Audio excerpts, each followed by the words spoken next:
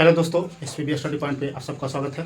दोस्तों, आज हम देखने वाले हैं पॉलिटी से नेक्स्ट चैप्टर को, जिसको हम लोग महान्यायवादी के नाम से जानते हैं, तो इसको अंग्रेजी में बोले तो अटॉर्नी जनरल कहते हैं। और इससे जितने भी प्रश्न पूछे जाते हैं आपको एग्जाम में, इंपॉर्टेंट प्रश्न होते हैं जो काफ़ी कन्फ्यूजिंग वाले होते हैं। पूछा जाता है कि मतलब जब इनकी नियुक्ति होती है तो उनको त्यागपत्र कैसे होगा, किस तरह से हटाया जा सकता है, या तो कितने कार्यकाल होता है। ये सब बेहद आपको मतलब कन्फ्यूजिंग वाला क्वेश्चन होता है, तो इसी को हम डिटेल समझेंगे। और जितने भी एग्जाम में पूछे जाते हैं सारा क्वेश्चन इसमें हम कवर कर लेंगे, क्योंकि 10 से 12 मिनट का वीडियो होगा, उतना ही में पूरा हम कवर कर लेंगे। इसलिए एक वीडियो आप लोग देख लीजिएगा, इसको आपको सारा एग्जाम में क्वेश्चन इससे लग जाएगा। तो ये शुरू करते हैं। इससे पहला क्वेश्चन पूछा जाता है कि भारत के प्रथम विधि अधिकारी कौन होता है। तो प्रथम विधि अधिकारी आपको महान्यायवादी होता है, अटॉर्नी जनरल होता है। फिर पूछा जाता है कि भारत में सरकार को एक सलाहकार होता है जो एडवाइस देता है कानूनी रूप से, तो भारत के सलाहकार के रूप में कार्य करता है।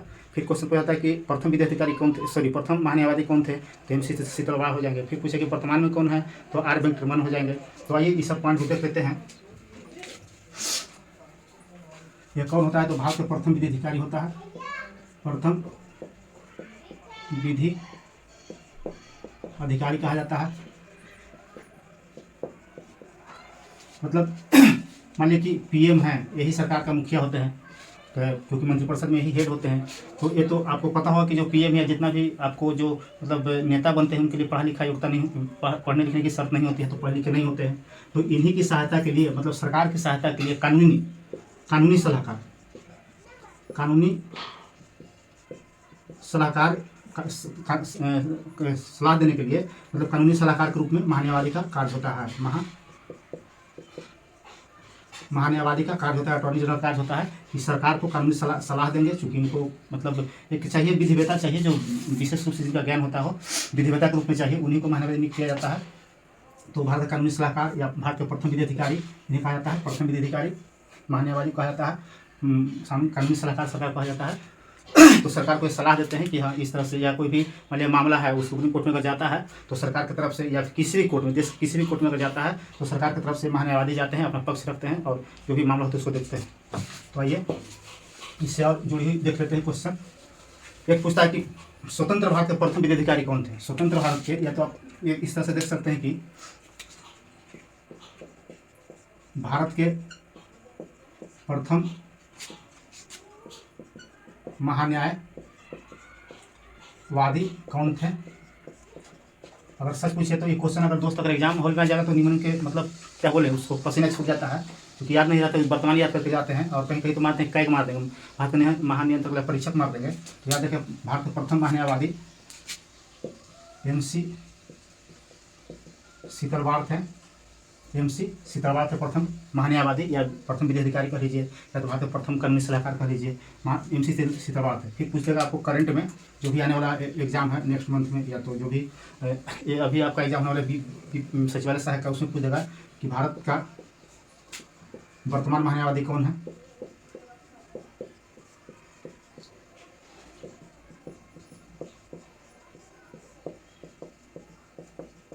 न्यायवादी कौन है, तो वर्तमान में आपको R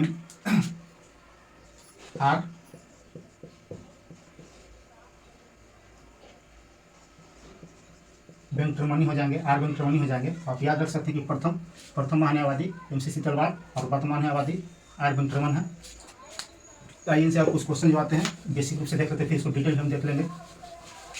इसमें बहुत बड़ा रोल रहता है एक आपको अनुच्छेद 76 और एक होता है अनुच्छेद 88। अनुच्छेद 76 कहता है कि वैसा व्यक्ति जो मतलब विधिवेता हो, जो विशेष जानकारी रखता हो कानून के बारे में, उसको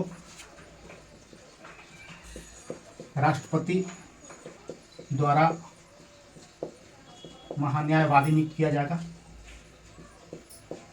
यहाँ पे ध्यान दीजिएगा दोस्त, नियुक्ति और एक होता है निर्वाचन। नियुक्ति वैसे लोग कहते हैं जो डायरेक्ट चुने जाते हैं, निर्वाचन जनता द्वारा चुने जाते हैं, जिनका निर्वाचन है, जैसे विधानसभा अध्यक्ष का होता है, लोकसभा अध्यक्ष का होता है। और नियुक्ति एक विशेष समूह द्वारा डायरेक्ट उसको चुना, तो उसे नियुक्ति करते हैं। तो राष्ट्रपति द्वारा महान्यायवादी की नियुक्ति की जाती है। कितना में, अनुच्छेद 76 के तहत। अनुच्छेद 76 में महान्यायवादी के पद की चर्चा है और इसको राष्ट्रपति द्वारा नियुक्त किया जाता है, अनुच्छेद 76 के तहत। फिर अनुच्छेद 88 है। अनुच्छेद 88 में कहता है कि संसद के किसी भी सदन में किसी भी सदन में, चाहे लोकसभा हो, चाहे राज्यसभा हो, निम्न सदन हो, चाहे उच्च सदन हो, किसी भी सदन में भाग लेने,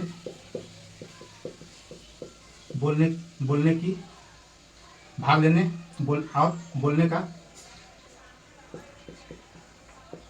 अधिकार है। या आप एक पॉइंट याद रख सकते हैं कि इनको सदन के किसी भी संसद का सदस्य बनने का अधिकार है। ऐसे आप देख सकते हैं कि संसद के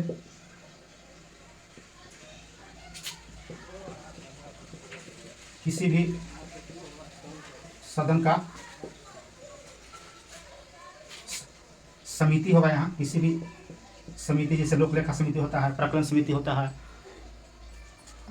लोक उपक्रम का समिति होता है, संसद की किसी भी समिति का सदस्य बनने का अधिकार है। तो यहाँ पे तो संसद के किसी सदन में भाग लेने का, बोलने का अधिकार है, संसद किसी भी समिति का सदस्य बनने का अधिकार है। एक चीज़ नहीं याद रखिएगा कि वोट देने का इनको अधिकार नहीं है। सदन में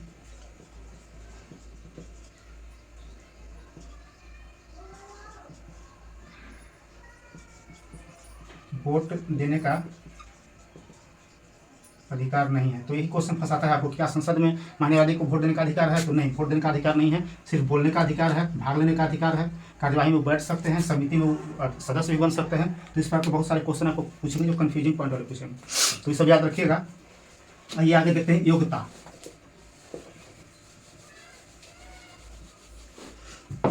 आगे इनकी योग्यता की चर्चा करते हैं। तो अनुच्छेद 76 कहता है कि किसी भी व्यक्ति जो विधि का विशेष ज्ञान रखता हो, या तो फिर आपका जो विधिवेता हो, वैसा व्यक्ति जो विधि का, नियम कानून का विशेष जानकार हो। दूसरा पॉइंट आप देख सकते हैं कि वैसा व्यक्ति जो सुप्रीम कोर्ट के न्यायाधीश बनने की योग्यता रखता हो, या इसके समान न्यायाधीश बनने के समान योग्य हो, उसी को आपको महान्यायवादी नियुक्त किया जा सकता है, अन्यथा कोई व्यक्ति को नहीं किया जा सकता। किनके द्वारा? राष्ट्रपति के द्वारा। अब देखते हैं कि सुप्रीम कोर्ट के न्यायाधीश जो होते हैं, सुप्रीम कोर्ट न्यायाधीश बनने के लिए क्या योग्यता होनी चाहिए, तब नहीं इसको योग्यता पता लगेगा कि महान्यायवादी का योग्यता क्या होनी चाहिए। तो सुप्रीम कोर्ट के मुख्य रूप से 2 योग्यता होनी चाहिए। पहला कहता है कि वैसा व्यक्ति जो एक या एक से अधिक हाई कोर्ट में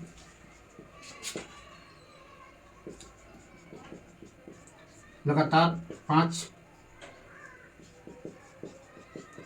वर्षों तक न्यायाधीश का कार्य किया हो, या आप दूसरा पॉइंट याद रख सकते हैं। दूसरा पॉइंट कहता है कि एक या एक से अधिक हाई कोर्ट में, किसी भी हाई कोर्ट में, भारत के किसी भी हाई कोर्ट में 10 वर्षों तक वकालत किया हो, उसी व्यक्ति को आप महान्यायवादी नियुक्त कर सकते हैं जो सुप्रीम कोर्ट के न्यायाधीश बनने की योग्यता रखता हो। जैसे में एक से अधिक हाई कोर्ट में लगता है 10 वर्षों तक वकालत 5 वर्षों तक न्यायाधीश का कार्य किया हो, या तो किसी भी एक या एक से अधिक भारत के किसी भी हाई कोर्ट में 10 वर्ष तक वकालत का कार्य किया हो, उसी व्यक्ति को नियुक्त किया जाता है महान्यायवादी। तो इंपॉर्टेंट पॉइंट इस याद रखिएगा। पहला था कि वैसा व्यक्ति जो विधि का विशेष ज्ञान रखता हो, और दूसरा पॉइंट इसमें है कि सुप्रीम कोर्ट न्यायाधीश के समान। आपको क्वेश्चन जब भी एग्जाम में जब भी क्वेश्चन आएगा तो पूछेगा कि महान्यायवादी किसे नियुक्त किया जाता है, या महान्यायवादी के बारे में कौन सा कथन सत्य है। तो ये देगा कि वैसा व्यक्ति जो सुप्रीम कोर्ट न्यायाधीश बनने की योग्यता रखता है उसमें नियुक्त किया जाएगा। और अदर भी क्वेश्चन और अदर भी ऑप्शन कुछ रहेगा, याद रखिएगा। वैसा व्यक्ति जो सुप्रीम कोर्ट न्यायाधीश बनने की योग्यता रखता हो, उसी को राष्ट्रपति द्वारा अभी हम बता चुके पहले, राष्ट्रपति द्वारा महान्यायवादी नियुक्त किया जाएगा, नियुक्त किया जाएगा। याद रखें हमेशा नियुक्त किया जाएगा इसको।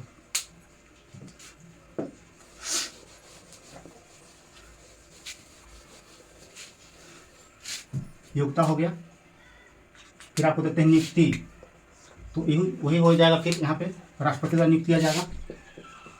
वैसा व्यक्ति जो विधि या कानून का विशेष ज्ञान रखता हो और जो सुप्रीम कोर्ट का न्यायाधीश बनने की योग्यता रखता हो, उसको राष्ट्रपति द्वारा नियुक्त किया जाएगा।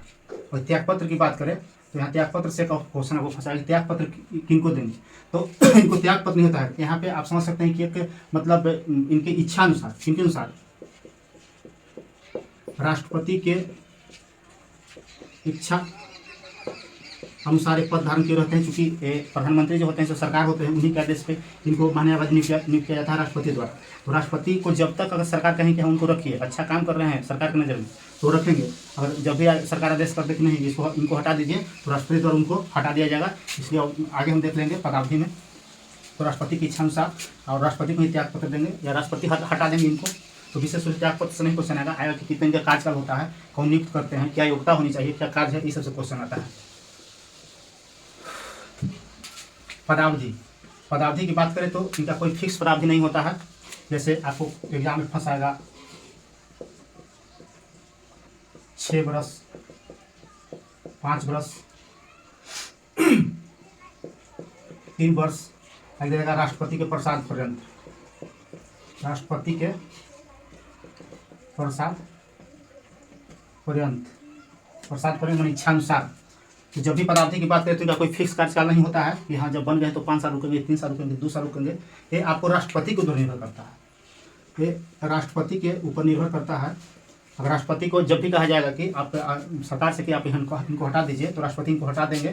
तो सबसे सटीक आंसर आपको जाएगा राष्ट्रपति के प्रसाद पर्यंत। और कहीं भी क्वेश्चन आ जाए कि कार्यकाल इसका क्या होता है या कितने दिन के लिए बनते हैं, कितने दिन के लिए ये महान्यायवादी बनते हैं, तो इनका कोई फिक्स नहीं होता है।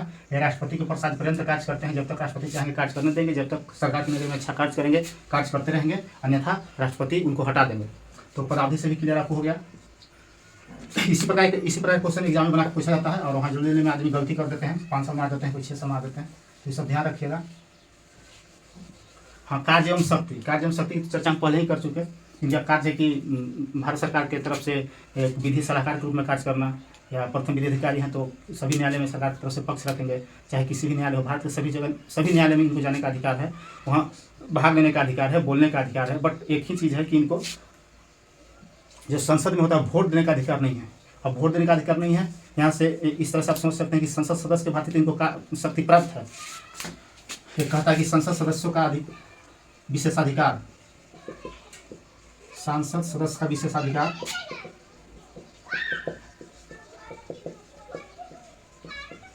किस अनुच्छेद में? तो 105 में, अनुच्छेद 105 में संसद का विशेषाधिकार है। ठीक इसी प्रकार